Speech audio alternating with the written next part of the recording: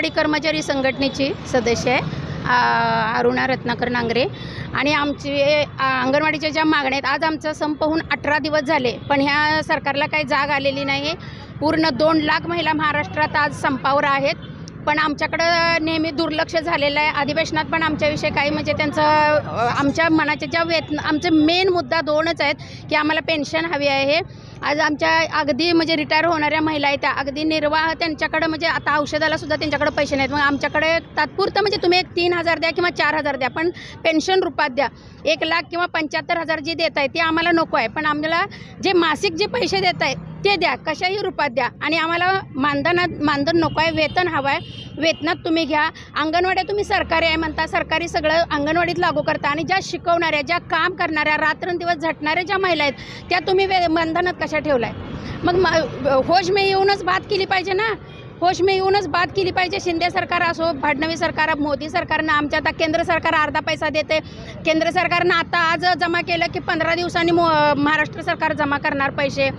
आणि सिलेंडर आता कसं आहे बघा, आणि एक महिला आमच्या अशी आहे ना की तिच्या अंगणवाडीवरच ती जगते, तिच्या दुसरा निर्वाह करण्यासाठी तिला नाही, मग दुसरं पार्ट टाइम जॉब केला पाहिजे। मग तुम्ही एवढ्या 10:30लाच अंगणवाड्या उघडा, 5पर्यंत 4पर्यंतच तुम्ही थांबा। मग त्या बाईचं तुम्ही 5,000, आज माझी मदतनीस 5,000 मानधन घेते, तिच्यामध्ये तिचं भागते का?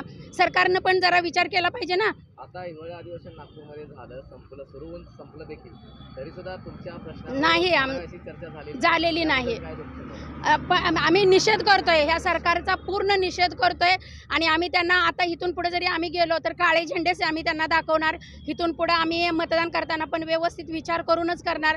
आमचं तळतळीची कळकळीची विनंती आहे सरकारला की अजून पण तुम्ही आमच्यासाठी काहीतरी करा। तुम्ही अधिवेशनातनं दुसरे मुद्दे मांडले केले, तुमचे खासदाराचे आमदाराचे भत्ते जरा कमी करा, मंत्र्यांचे भत्ते कमी करा, आणि गोरगरीब महिलांना हे द्या ना, रात्रंदिवस ज्या राबतात त्यांच्यासाठी। विधानसभेमध्ये हा प्रश्न मांडलेला होता की याच्या अगोदर आम्ही त्यांना वाढ केलेली आहे 2000 आणि आता आम्ही वाढ करू शकत नाही। आता तुम्ही सांगा मला, 500 रुपये आणि 1000 रुपये सेविकेला आणि 500 रुपये मदतनीसला वाढ दिली।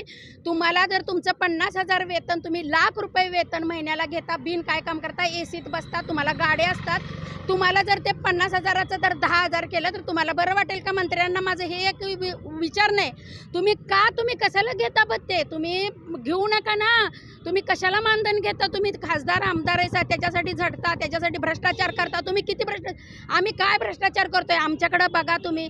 आणि मी पूर्ण यांचा निषेध करते, आमच्याकडे अजून पण तुम्ही वेळ गेलेली नाही। आम्ही इथून पुढे तीव्र निदर्शनं, तीव्र आंदोलनं करणार आहोत, जेलभरे असू दे, आणि आम्हाला अगदी अमरण सुद्धा आम्हाला असलं तरी चालतंय, मरण आलं तरी चालेल ह्याच्यामध्ये। अशा कारण आमच्या खूप महिला आता दमलेल्या आहेत, थकलेल्या आहेत आंदोलन करून। बिन मागता तुम्ही आम्हाला द्यायला पाहिजे। 500 रुपये वाढ केली, जरा विचार करा म्हणा। 500 रुपये तुम्ही कुत्र्याला तुकडा सुद्धा आपण असं एवढा कसा टाकू? एक टाकतो, एक भाकरी कुत्र्याला सुद्धा टाकतो, आम्हाला तुम्ही त्याच्या बत्तर समजलात काय? तुम्ही 500 रुपये वाढवून तुम्ही होश में या, अजून सुद्धा होश में या। आमचं एवढं कामकाज छान आहे, तुम्हाला आम्ही लहान बाळ पोटात 2 महिन्याचं राहिल्यापासून तुम्हाला 6 वर्षाच्या बाळापर्यंत आम्ही आज त्यांचं उज्ज्वल भविष्य घडवतो, आरोग्य घडवतो सगळं, आणि त्या बाळाला आम्ही एवढं व्यवस्थित सांगतो। आज कुठं चालल्या तरुण पिढी बघा, तर त्या बाळाला आम्ही एवढ्या महिला पोटच्या मुलासारखं त्यांना सांगतो की तुम्ही असं वागलं पाहिजे, तसं वागलं पाहिजे, एवढं त्या बाळ सुदृढ कसं निर्माण झालं पाहिजे ह्याच्यासाठी माझ्या भगिनी रात्रंदिवस राबत असतात। त्यांच्या घरोघरी जाऊन त्यांना व्यवस्थित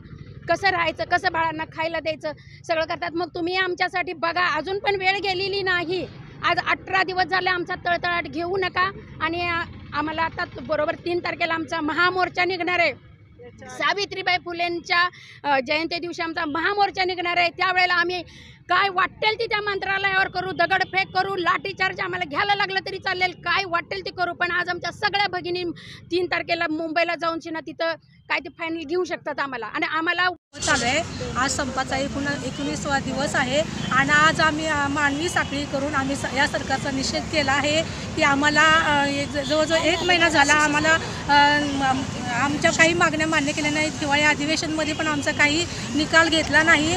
आणि मला सरकारला एकच सांगायचं आहे की जर तुम्ही आमच्या महिलांचा आता विचार केला नाही, आम्हाला आमची आमची मागणी आहे की आम्हाला 26,000 किमान वेतन द्यावं आणि आमची पेन्शनची मागणी आहे. आमच्या तळागाळातल्या बायका आता 40 वर्ष राबत आहेत आणि आता त्यांचं पुढं आम्ही जगायचं कसं हा आमच्या पुढे प्रश्न आहे. तर आम्हाला 26,000 मानधन आणि किमान पेन्शन द्यावी ही आमची प्रमुख मागणी आहे. ही मागणी जर सरकारने मान्य केलं नाही तर 3 तारखेला आम्ही मुंबईमध्ये मोर्चा मोठ्या प्रमाणात मोर्चा करून आम्ही मोठं आंदोलन करणार आहोत आणि सरकारचा ह्या निषेध करणार आहोत. मला गिरीश महाजनांना एकच सांगायचं आहे की त्यांनी सांगितलं 4 महिन्यापूर्वी तुम्हाला 4,000वरून 5,000 मदतनीसला नेलं, 8,000वरून 10,000ला सेविकेला नेलं. त्यांना मला एकच विचारायचं आहे की तुम्ही एवढ्या 10,000मध्ये तुम्ही पूर्ण घर चालवता का, कुटुंब चालवता का?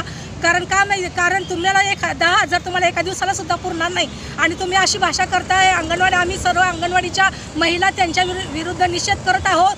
त्यांनी आम्ही हे व्यक्त वापरायला नाही पाहिजे होतं. त्यांनी आमच्यावर हा अत्याचार त्यांनी खूप मोठा केलेला आहे. त्यांना समजायला पाहिजे होतं की त्यांनी 1,000 इतकी तुटपंजी वाढ जर त्यांनी केली आमच्यामध्ये तर आम्हाला मान्य करणार नाही आहोत आम्ही. आणि आज त्या गिरीश महाजनचा मोर्चा निघणार आहे. आम्ही संपूर्ण महाराष्ट्रातनं आम्ही जाणार आहोत. गिरीश महाजनांचा धिक्कार असो आम्ही ह्या गोष्टी तिथे देणार आहोत.